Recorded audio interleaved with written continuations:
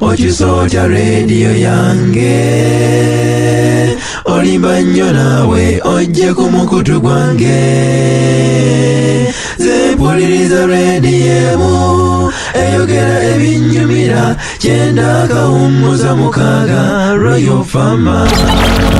Oli kukinda katanyeze mukaaga Royal Farmer. Gwasooka okufuna ebisunsule eyeekumira ku mikutu emibede Royal FM ne MRU TV nange kakensa omusunsuzi Bendikito Sekande. Leero tugguse n'omusajja eyali kanga baana kanga basajja kanga bakyala Mobutu Sese Seko Kukuwaza Banga yazaalibwa mu mwaka gwa 1903 mu kibuga Lisala mu ggwanga lya Zaire wakati eryafuuka Democratic Republic of Congo DRC nga lino lyali ttwale lya Bubirigi oba Belgium mu biseera ebyo. Maama wa Mobutu yali Mane Madeleine era nga yali muweereza oba omukozi mu woteeri emu mu kibuga Lisala era gye yasanga omusajja Aribeli Gibemani eyali omufumbi w'omulamuzi omubirigi era ne bazaala omwana ayitibwa Mobutu nga lina erinnya anko we yali muwa. Taata wa Mobutu yafanga Mobutu wa myaka 8 era n'akuzibwa anko we ne jjajjaawe omukyala w'omulamuzi wa Bubirigi. Yayagala nnyo Mobutu era n'amusomesa okwogera okuwandiika kw'ossa n'okusoma olulimi Olufalansa obulungi. Mobutu yatandika okusoma mu Leopoldville nga kati kye kibuga Kinshasa era n'amala maama we yamusindika ewa anko we mu kibuga Conquenaville kati nga kiyitibwa Mbandaka ng'eno gye yasomera ku Christian Brothers School essomero ery'Abakatoliki eryali ery'ekisulo. Mobutu yeetaba mu byemizannyo ku ssomero ate era yakolanga bulungi mu masomo ag'enjawulo. Yatandika olupapula lw'amawulire olwa kiraasi ye mwe yasomera. Bwe tuba tukuzizzaako ko mu buntu bwe obutonotono yatondeka ku ssomero n'alinnya eryato eryamutwala mu Leopoldville nga kati kye kibuga Kinshasa mu mwaka 1949 era yali agenze okusisinkana omuwala abakulira essomero bwe baamanya kino baamusindika mu kkomera ly'amagye gye yali agenda okuweereza emyaka 7 nga kino kye kibonerezo ekyali kiweebwa abayizi abeeyisizza obubi.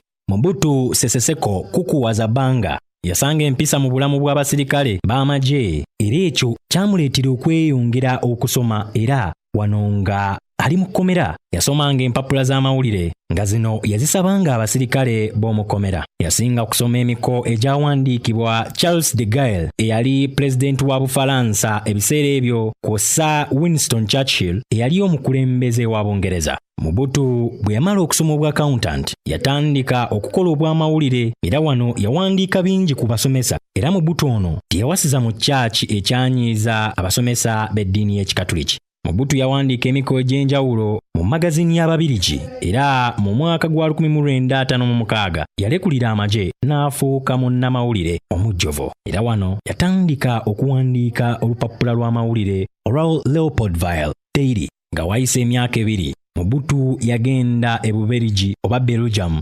n'awandiika amawulire ku mwoleso gwe baayita 1958 World Exposition era guno gumanyiddwa nga Brussels World's Fair nga gwatandika nga 17 April mpaka 19 Oktoba 1958 era ono yasigalayo n'abanguka mu by'amawulire. Mu biseera bye yabeera bweru yasisinkana abantu ab'enjawulo okuva mu ggwanga lya Congo abaali bawakanya enfuga y'abazungu. Ono yasisinkana Patrice Lumumba era ne bafuuka ba mukwano ne yeegatta ku kibiina ky'ebyobufuzi ekya Lumumba ekya Movement National Congolese MNC era Mobutu yafuuka omuyambi wa Lumumba kyokka abamu baagamba nti omwami ono yali asindikibwa gavumenti abege banne. Kongo yafuna obwetwaze oluvannyuma lw'okulonda kw'abantu era Patrice Lumumba ng'awa Mobutu ofiisi nga ye yali Secretary of State of Office of the President.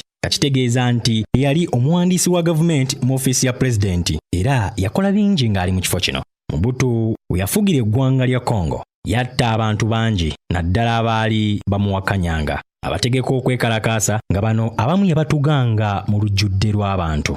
Mu 1972 Mobutu Sese Seko Kukuwaza Banga yeerangiriranga pulezidenti mpaka okufa era ne mu May wa 1993 yeekuza mpaka ku ddaala lya Marshall. Ono yagoba abagwira oba bamusiga nsimbi mu ggwanga ebyenfuna n'abizza mu mikono gy'abantu lwakuba ebitongole ebisinga yabiwa banganda ze na mikwano okubiddukanya. Mobutu Sese Seko Kukuwaza Banga yamala ebiseera bye ebisinga nga yeegaggawaza era mu mwaka gwa 1984 yali abalirwamu obugagga bwa $5 za Amerika 5 era sente zino yaziteeka mu Swiss Bank. Mobutu yalina emmotoka ez'ebbeeyi nga kuno kwe kwali Mercedes Benz. Bw'oba ojjukira Mercedes Benz ebiseera ebyo ng'okuba nayo oba musajja w'amaanyi, ebyo Mobutu Sese Seko bwalinga bwana ku ye. Kyokka ng'enguudo kwazivugira mbi okukamala ng'ate nga n'abantu be bafa enjala. Mobutu yakolagana n'amawanga ag'enjawulo nga kuno kwe kwali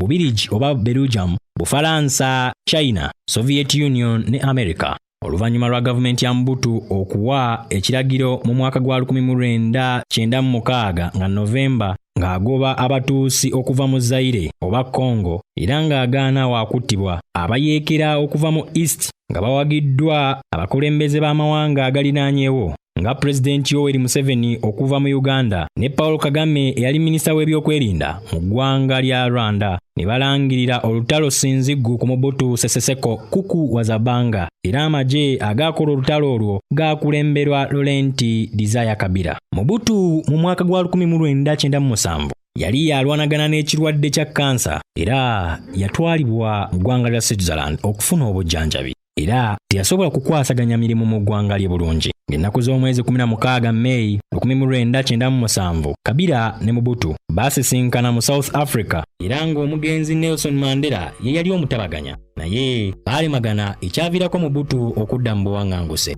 Yagenda mu buwaŋŋanguse mu ggwanga lya Togo naye nga yasinga kubeera mu ggwanga erya Morocco. Era zaali ennaku z'omwezi 7 omwezi ogwa Sebutemba mu mwaka 1997 mu kibuga Rabat obulwadde bwa kansa bweyongera era bw'atyo yali omusajja kanga baana kanga basajja kanga bakyala yassa omukka ogusembayo era ono yaziikibwa mu limbo eyitibwa Parks. Mu mwaka gwa 2007 nga Desemba National Assembly of Democracy Republic of Congo baasalawo ebisigalira bya Mobutu Sese Seko Kukuwaza Banga yali kanga baana kanga basajja kanga bakyala bikomezebwewo mu ggwanga lya Democratic Republic of Congo. Yonno y'emu ku mboozi gye sobodde okujjirayo kaseera kano ekulaga omusajja yali yeerangiridde okubeera President wa Zaire oba Democratic Republic of Congo paka Rafa. Ono yali musajja eyayogerwako okwetoolola ssemazinga yonna eya Africa. Mwebale kwekumira ku mikutu emibede Royal FM ne MRL TV nange kakensa omusunsuzi Benedicto Sekandi n'omukuŋŋaanya wa bino byonna Peter Kanaakulya mutulinde oluddako. Olimba okisoota radio yange olimba nnyo naawe ojje ku mukutu gwange zempuliriza radio emu eyogera ebinnyumira 9.6 Royal Fama. Oli kukinda 6 Royal Fama.